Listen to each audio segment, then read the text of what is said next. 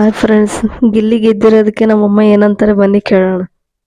ನಮ್ಗೆ ಗಿಲ್ಲಿ ಗೆದ್ದಿರೋದಕ್ಕೆ ತುಂಬಾ ಖುಷಿ ಆಗ್ತಾ ಇದೆ. ನಮ್ಮ ಬಡ ಹುಡುಗ, ನಮ್ಮ ಮಳವಳ್ಳಿಯವರು, ನಾವು ಮಳವಳ್ಳಿಯವರು. ನಮ್ಮ ಗಿಲ್ಲಿ ಗೆದ್ದಿರೋದಕ್ಕೆ ನಮ್ಗೆ ಎಲ್ಲಾರ್ಗು ಖುಷಿ. ನಾವು ಓಟ್ ಹಾಕಿದೀವಿ, ಅವನ್ನ ಗೆಲ್ಸಿದೀವಿ ಅಂದ್ರೆ ಅಶ್ವಿನಿ ಗೌಡ ಅವ್ರಿಗೆ ತುಂಬಾ ಹೊಟ್ಟೆ ಉರಿ ಆಗ್ತಿದೆ. ಯಾಕೆ ಅಂದ್ರೆ ನಾನ್ ಗೆದ್ದಿಲ್ಲ, ನಾನ್ ಮುಂದೆ ಬರ್ಬೇಕಂತ ಅವ್ರಿಗೆ ತುಂಬಾ ಇದಿತ್ತು, ಆಸೆ ಇತ್ತು. ಅಂದ್ರೆ ಬರಕ್ ಆಗಿಲ್ಲ. ಅಂದ್ರೆ ನಮ್ದು ಮಂಡ್ಯ ಸೈಡ್ ನಿಂದ ಓಟು ಜಾಸ್ತಿ ಬಂದಿರೋದ್ರಿಂದ ಅವ್ನ್ ಗೆದ್ದಿದ್ದಾನೆ. ನಮ್ಗೆಲ್ಲರಿಗೂ ಖುಷಿ ಆಯ್ತು. ನಮ್ ಇಡೀ ಕರ್ನಾಟಕಕ್ಕೆ ತುಂಬಾ ಒಳ್ಳೇದಾಯ್ತು.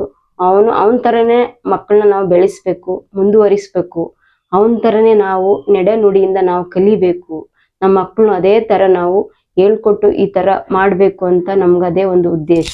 ಅಶ್ವಿನಿ ಗೌಡ ಅವರಿಗೆ ತುಂಬಾ ಹೊಟ್ಟೆ ಉರಿಯಾಗಿದೆ. ಯಾಕೆಂದ್ರೆ ನಾನ್ ಗೆದ್ದಿಲ್ಲ ಅಂತ. ಅದಕ್ಕೋಸ್ಕರ ಅವ್ನು ಬಡ ಹುಡುಗ ಅಂತ ಹೇಳ್ಕೊಂಡು ಅವಳು ಮಾಡ್ತಾ ಇದ್ದಾಳೆ. ಅದಕ್ಕೋಸ್ಕರ ನಾವ್ ಯಾವ್ದೇ ಕಾರಣಕ್ಕೂ ಹೊಟ್ಟೆ ಉರಿ ಪಡಬಾರ್ದು.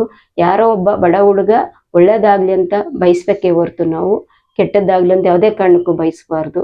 ಅದರಿಂದ ನಾನು ಗಿಲ್ಲಿಗೆ ನಾನು ಖುಷಿಯಿಂದ ಎರಡು ಮಾತಾಡಕ್ಕೆ ಇಷ್ಟಪಡುತ್ತೇನೆ.